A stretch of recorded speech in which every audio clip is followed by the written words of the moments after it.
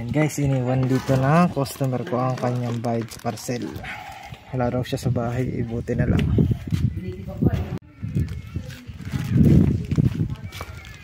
Picture na lang natin.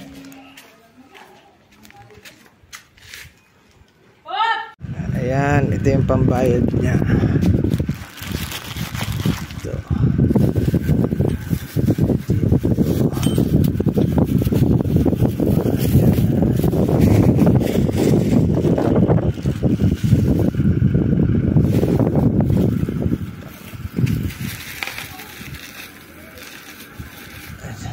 Ayan, sabihin lang natin doon.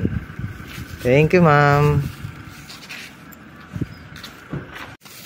179 lang yung parcel niya. 200 yung iniwan. Balik natin yung sukli. 9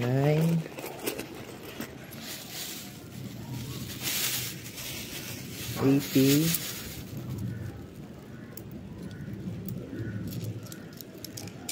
90 100.